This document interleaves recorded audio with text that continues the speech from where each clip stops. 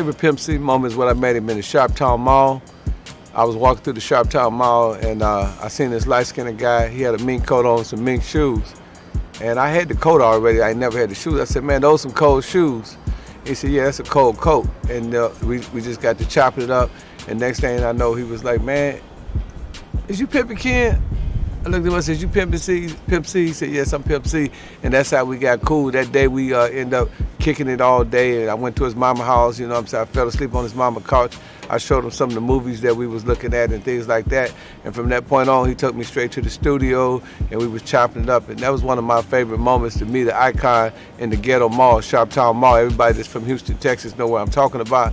And to just see Pimp just walking around, and both of us was famous at the time. I just come off the leg of the hip hop, of the hip Pimps Up and Holds Down, which was, you know, one of the biggest showcases in the world. He was UGK, Underground King. So, you know, basically, you know, we both was famous dudes just walking through the mall, and I was impressed by him, and he was impressed by me. And, you know, Pimp, you know, the funny story is that night he told me, he said, Ken, you could be the next Dr. Dre. I said, man, I can't make beats. He said, don't worry about it. I make beats. You just say you the beat maker. It was funny. He said, man, these niggas don't make their own beats, kids. It was just that time I seen that he was a funny dude. He was a real dude. So we just started kicking it and started having fun. You know, then I met Hezeleo and I met all the other people, Bun B through Pimp C, and we just became a great team, and we started working together on a continuous basis. But that's one of my most memorable stories. Another story, yeah, when we was in LA, we was working on the UGK album, and we was working out of the studio that Michael Jackson had recorded in, and Pimp was just so happy to be recording in the studio that Michael Jackson. And it was a big studio, had all these boards and stuff like that. It was a big old room, big old booth and everything. It was just amazing. It was like about maybe a $20 million studio, and he was just so happy. And he said, Ken, they gave me a $2 million budget. I'm gonna spend every bit of that budget. You know what I'm saying? He was just that type of dude, man. He was hustling Jive Records at that time. You know, he was trying to spend all their money.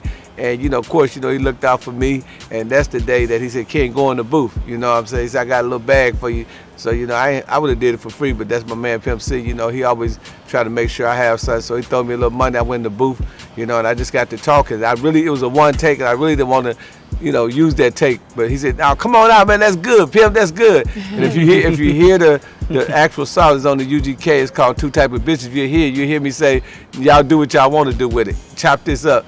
And he said, nah, we're gonna leave it. He left it exactly how I said. It was amazing.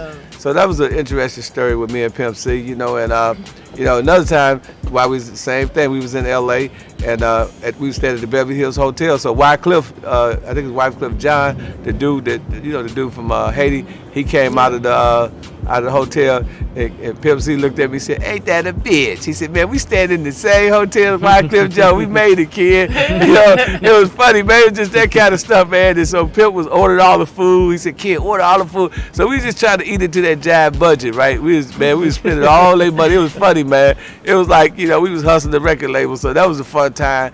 And matter of fact, the last time I talked to him, he was in that same hotel. He went in that same hotel. He was in LA, and he told me, he said, Ken, man, I'm sorry for being so tardy, because we had that talk for like about 2 weeks.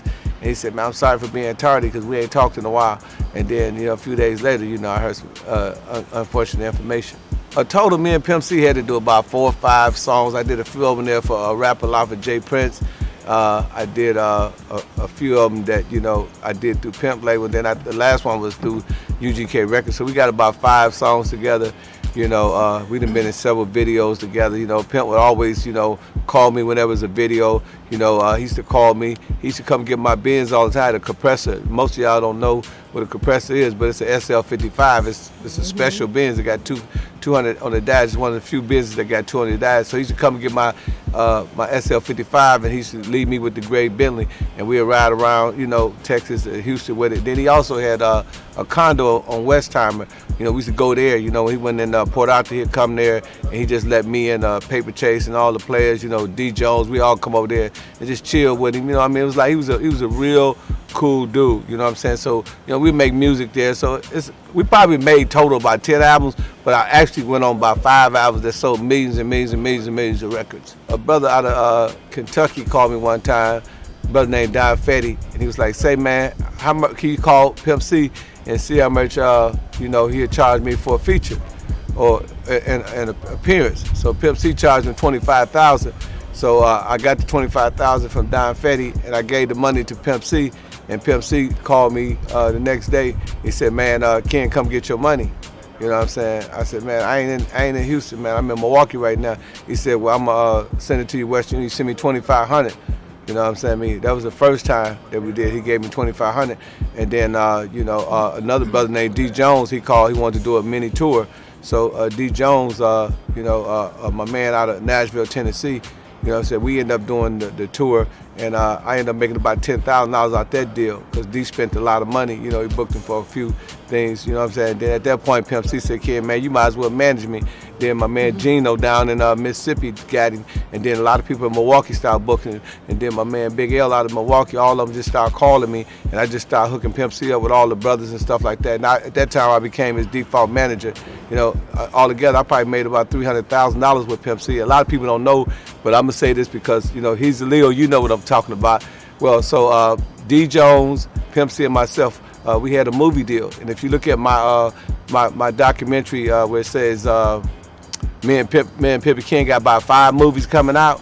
Well, Universal, we went to New York, and my man Rick Rubin, you know, which is his lawyer / manager, we went over there. We cut a deal. We cut a deal for $3 million. $1 million for me, $1 million for D Jones, and $1 million for Pimp C.